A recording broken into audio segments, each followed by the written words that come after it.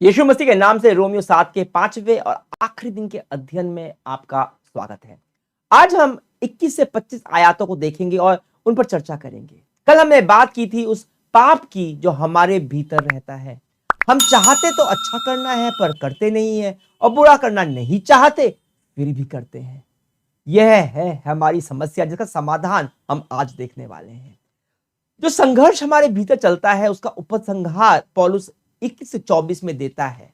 अपनी अवस्था का वर्णन करते हुए पौलुस कहता है, इस प्रकार मैं यह व्यवस्था पाता हूं कि जब भलाई करने की इच्छा करता हूं तो बुराई मेरे पास आती है, क्योंकि मैं भीतरी मनुष्यत्व से तो परमेश्वर की व्यवस्था से बहुत प्रसन्न रहता हूं, परंतु मुझे अपने अंगों में दूसरे प्रकार की व्यवस्था दिखाई पड़ती है जो मेरी बुद्धि की व्यवस्था से लड़ती है और मुझे पाप की व्यवस्था के बंधन में डालती है जो मेरे अंगों में है। मैं कैसा अभागा मनुष्य हूं, मुझे इस मृत्यु की देह से कौन छुड़ाएगा। Okay, let me retake this. इस प्रकार मैं यह व्यवस्था पाता हूं कि जब भलाई करने की इच्छा करता हूं तो बुराई मेरे पास आती है, क्योंकि मैं भीतरी मनुष्यत्व से तो परमेश्वर की व्यवस्था से बहुत प्रसन्न रहता हूं, परंतु मुझे अपने अंगों में दूसरे प्रकार की व्यवस्था दिखाई पड़ती है जो मेरी बुद्धि की व्यवस्था से लड़ती है और मुझे पाप की व्यवस्था के बंधन में डालती है जो मेरे अंगों में है। मैं कैसा अभागा मनुष्य हूं, मुझे इस मृत्यु की देह से कौन छुड़ाएगा। अब एक बात ध्यान से समझिए, यहां पे पौलुस यहां यह बिल्कुल भी नहीं कहना चाह रहा कि आत्मा में और शरीर में कोई अंतर है या उन दोनों में कोई लड़ाई है। वह बात कर रहा है उस अंतर की जो हमारी इच्छा और हमारे कर्म के बीच में होती है। और पौलुस का निष्कर्ष यह है कि जहां एक और मुझे परमेश्वर की व्यवस्था भाती है, अच्छी लगती है, वहीं मेरे अंदर हर समय बुराई भी काम करती है और मैं इस युद्ध में, इस लड़ाई में मैं बीच में फंसा हुआ हूं। और अंत में पौलुस कहता है, कैसा अभागा मनुष्य हूं मैं, मुझे इस मृत्यु की देह से कौन छुड़ाएगा। यह शायद पूरे रोमियो की सबसे निराशाजनक, फ्रस्ट्रेटिंग आयत है। हो सकता है इस संघर्ष को, इस फ्रस्ट्रेशन को आपने खुद भी महसूस किया हो। हाय, कैसा अभागा मनुष्य हूं मैं। यहां जो शब्द, इसका अनुवाद अभागा हुआ है ना, उसका असली जो शब्द है वह एक योद्धा का है जो युद्ध में बुरी तरह से जख्मी है, परेशान है, लड़ाई हार रहा है। इससे ज्यादा निराशाजनक और परेशानी करने वाला और क्या हो सकता है कि आपकी सबसे बेहतर कोशिश आपके लिए काफी नहीं है। आप चिल्लाते हो, कोई है जो मुझे बचा सकता है, मुझे किसी की जरूरत है जो मुझे इस परिस्थिति से बचाएगा, मैं खुद को नहीं बचा सकता। जैसा कि मैंने कहा कि रोमियो की पूरी पुस्तक में यह सबसे निराशाजनक आयत है। जैसे कि अंधेरा हो गया, घुप अंधेरा, पर ये ठीक वैसा है जैसा दिन फूटने से पहले होता है। ठीक दिन फूटने से पहले जैसा अंधेरा होता है ना, उसके बाद क्या होता है, उजाला अचानक से फूट जाता है। वैसे ही 25 आयत में अचानक से रोशनी हो जाती है, अंधेरा छट गया, वापस से उजाला निकल गया। मेरे संघर्ष का उत्तर मेरी ताकत में नहीं है, किसी दूसरे इंसान की बुद्धि में नहीं है, किसी परिस्थिति में नहीं है, किसी गोष्ठी में, सेमिनार में, किसी मीटिंग में नहीं है जिसमें कोई नई आत्मिक तकनीक सिखाई जा रही हो। नहीं, बचाव का यह उत्तर एक व्यक्ति में आता है। एक व्यक्ति में उत्तर है यीशु मसीह। हमने संघर्ष को देखा, समस्या को देखा, और अब 25 आयत में हम समाधान को देखते हैं। सुनिए क्या कहता है पौलुस 25 आयत में, हमारे प्रभु यीशु मसीह के द्वारा परमेश्वर का धन्यवाद हो, इसलिए मैं आप बुद्धि से तो परमेश्वर की व्यवस्था का, परंतु शरीर से पाप की व्यवस्था का सेवन करता हूं। पौलुस कहता है जीत मेरी है, परमेश्वर का धन्यवाद हो। जब यीशु मसीह दृश्य में आता है तो सब कुछ बदल जाता है। काफी रोचक है कि रोमियो 7 दरअसल में मैं की समस्या के बारे में, मैं जो सर्वनाम है, मुझे, मुझे, मेरा, यह सर्वनाम इस आयत में केवल 12 आयतों में करीब 39 बार इस्तेमाल हुआ है। गजब है। रोमियो 7 का पूरा ध्यान खुद अपनी तरफ है, जोर पूरा मैं पर है, मेरे पर है। अगले अध्याय का जोर मेरे पर नहीं, अगला जो अध्याय है ना, 8वां अध्याय, उसका जोर मेरे के ऊपर नहीं है, उसका जोर पवित्र आत्मा के ऊपर है, परमेश्वर के ऊपर है। तब सब बदल जाता है। और इस 7 आयत मैं और 8 आयत परमेश्वर पवित्र आत्मा। तो एक तरफ है परमेश्वर पवित्र आत्मा की ताकत, और एक तरफ है मैं, मेरी खुद की चेष्टाएं, खुद की कोशिशें। इन दोनों के बीच में खड़ा है क्रूस परमेश्वर का, पवित्र आत्मा का, यीशु मसीह का। वो बदलाव जो हमारे जीवन में लाता है वो है क्रूस यीशु मसीह का। हमारे प्रभु यीशु मसीह के द्वारा परमेश्वर का धन्यवाद हो। यह रोचक है कि यीशु मसीह के द्वारा परमेश्वर को धन्यवाद देने के बाद हमें याद दिलाता है कि अभी भी संघर्ष जारी है। अपने मस्तिष्क में, अपनी आत्मा में से मैं आजाद हूं, फिर भी जीवन में संघर्ष जारी है, परंतु जीत निश्चित है। जीत निश्चित है, पर लड़ाई जारी है। पर यह लड़ाई बदलाव की है, उन्नति की है, उन्नति के लिए। मुझे याद है करीब 10-11 वर्ष पहले जब मुझे विश्वास में आए हुए 4-1 साल हुए थे, और एक रात में बहुत परेशान था। यीशु का विश्वासी होने के बाद भी मैं कई पाप और दुर्बलताओं के साथ जूझ रहा था, आज भी है, और सोच रहा था कि मैं बदल क्यों नहीं रहा, क्यों मुझे इतना अधिक समय लग रहा है। शायद आपका भी यही प्रश्न हो।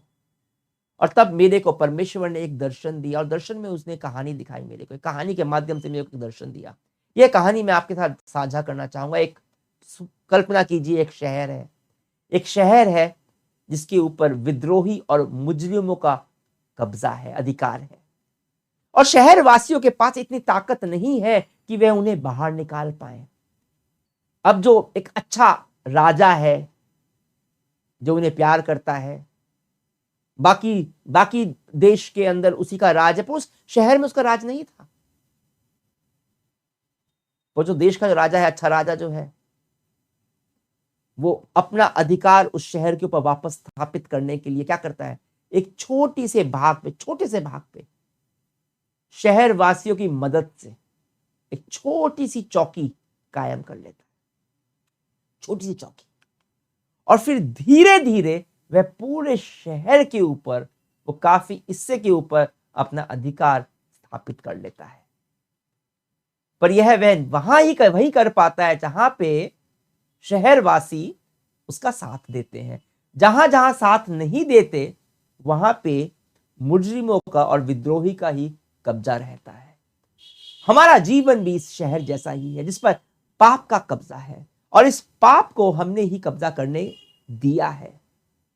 अब हम इतने लाचार हैं कि अपनी कोशिशों से पाप को नहीं खदेड़ सकते, पर जब हम यीशु को अपना प्रभु और उद्धारकर्ता स्वीकार करते हैं, तो वो ऐसा है जैसे हमारे हृदय के किसी एक कोने पे उसने चौकी स्थापित कर ली है। सिर्फ चौकी स्थापित की है। अभी तक ज्यादातर अधिकार किसका है? मुजरिमों का, विद्रोही का। कौन है वो? पाप हमारा। पर धीरे धीरे अपने हृदय रूपी शहर के जो इलाके हैं, हम क्या करते हैं? यीशु के हवाले करते हैं। यीशु तू यहाँ पे भी, इसका भी राजा बन, तू इसका भी राजा बन। और क्या होता है? वो धीरे धीरे पाप को खदेड़ कर अपना आधिपत्य उस जगह पे स्थापित कर लेता है। उन क्षेत्रों में हमारी आत्मिक उन्नति होने लगती है, उन पर यीशु का राज होने लगता है, और इन क्षेत्रों में हमें एक विजयी जीवन हम जीने लगते हैं उन क्षेत्रों के अंदर। पर कुछ ऐसी जगह भी होती है, ऐसे क्षेत्र होते हैं हमारे दिल के अंदर जहां हम नहीं चाहते यीशु आए। हमें वो जगह अच्छी लगती है।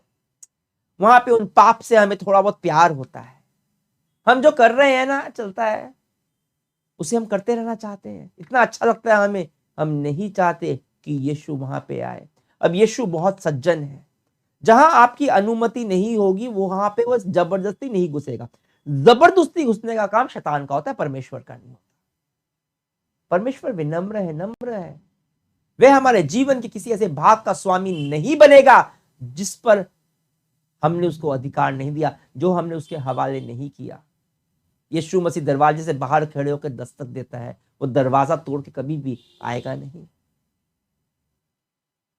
एक और जगह है जहां पे यीशु कुछ नहीं करता, और वो जगह है जहां पे हम पाप को खुद से लड़ने की कोशिश कर रहे हैं व्यवस्था के सहारे।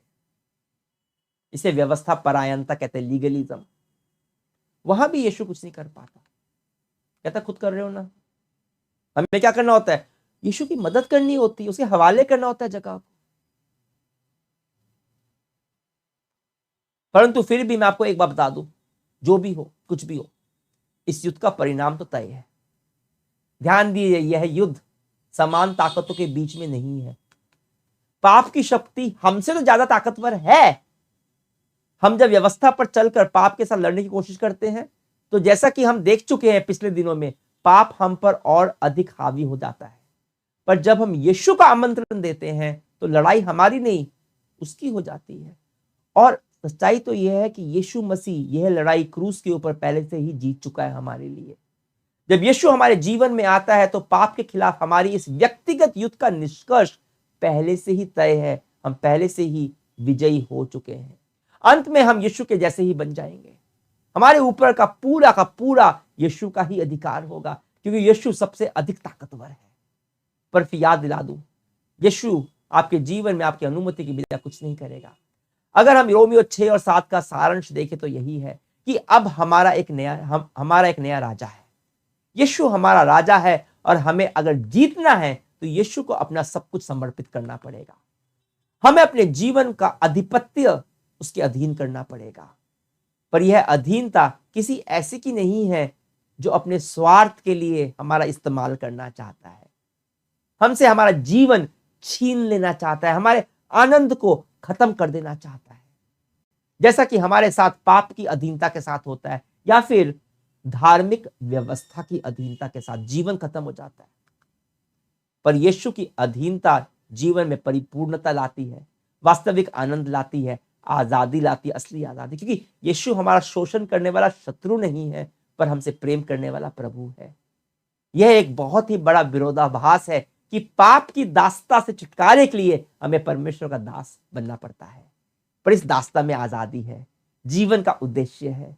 जब हम यीशु को अपने जीवन का उद्धारकर्ता स्वीकारते हैं तो उसका प्रभुत्व को हम स्वीकारते हैं, उसे अनुमति देते हैं अपने जीवन पर राज करने की। वह हम सब जब हमारे घर में आता है तो मेहमान बनकर नहीं आता, वह स्वामी बनकर आता है। इसका अर्थ यह नहीं है कि यीशु जोर जबरदस्ती आपके जीवन का नियंत्रण करने की कोशिश करेगा, बिल्कुल भी नहीं। इसका अर्थ यह भी नहीं है कि आपके अंदर पाप करने की इच्छा खत्म हो जाती है, क्योंकि जीवन के कई हिस्सों पर पाप का ऐसा प्रभुत्व होता है जिसे आप अपनी कोशिशों से खत्म नहीं कर सकते। पर अब आपके साथ यीशु है जो पापों को हरा चुका है, और वह आपके अंदर के पाप को धीरे धीरे हराकर खत्म करता है। देखिए, यह एक बार अचानक से नहीं हो जाता कि आप अचानक से एक बढ़िया व्यक्ति बन गए। जब तक आप इस पृथ्वी पर है संघर्ष जारी रहेगा। ऐसा नहीं है कि आप एक झटके में पूरा जीत गए हैं, पर आप रोज जीत सकते हैं। यह लड़ाई रोज की है। तो हम ऐसा अभिनय न करें कि हम अब पाप करते ही नहीं। हम खुद से झूठ ना बोले कि कोई संघर्ष है ही नहीं। पहचानिए कि यीशु क्षमा के द्वारा हमारे जीवन के हर एक क्षेत्र का आधिपत्य ले रहे हैं, हमें धीरे धीरे पवित्र कर रहे हैं, हमें अपना जैसा बना रहे हैं। यह एक प्रक्रिया है, एक प्रोसेस है जो जीवन भर चलने वाली है। रोमियो 7 आपको बताता है कि व्यवस्था पालन पाप की हमारे इस संघर्ष में कार्यकारी नहीं है, पर यह केवल परमेश्वर करता है यीशु मसीह के द्वारा। यह एक प्रक्रिया है, एक वीडियो गेम की तरह है जिसमें कई सारे लेवल हैं, और हर लेवल पर आप यीशु की मदद से जीतते हो। खुद से नहीं कर सकते, अब यीशु की मदद से जीतते हो, फिर एक नया लेवल आता है ऊपर वाला, फिर और जीतते हो। एक मसीह जीवन आपको केवल परमेश्वर की सामर्थ्य से ही अब जी सकते हो। इसलिए पौलुस कहता है, हमारे प्रभु यीशु मसीह के द्वारा परमेश्वर का धन्यवाद हो। और इसी को आज हम अपनी प्रार्थना बनाएं। परमेश्वर से कहिए, धन्यवाद परमेश्वर यीशु मसीह के द्वारा, धन्यवाद यीशु तेरे क्रूस के लिए जिस कारण मुझे क्षमा मिली, धन्यवाद तेरे पुनरुत्थान के लिए जिस कारण मेरे पास नया जीवन है। धन्यवाद कि जब मुझ में पाप हो जाता है तो मुझे क्षमा करता है। धन्यवाद नया जीवन जीने के लिए जो आज तेरी सामर्थ मेरे पास है। पाप अब मेरे पर नियंत्रण नहीं करता। धन्यवाद परमेश्वर कि यीशु के द्वारा तू मुझसे प्रेम करता है। यीशु तेरे नाम से प्रार्थना करता हूं, आमीन। अगले सप्ताह हम रोमियो 8 को देखेंगे, जो शायद रोमियो में सबसे अद्भुत अध्याय है। हो सके तो इस अध्याय को, 8वें अध्याय को एक बार पढ़ लें। उसके बाद अगर आप इसे सुनेंगे भक्ति वचन में, जो मेरी इसकी व्याख्या है, इसका जो अपने भक्तिपूर्ण हम जो इसके ऊपर हम चर्चा करते हैं, तो आपको और अधिक समझ में आएगा। अगले हफ्ता हम समझेंगे कि पवित्र आत्मा के द्वारा परमेश्वर कैसे हमें एक पवित्र जीवन जीने में सहायता करता है।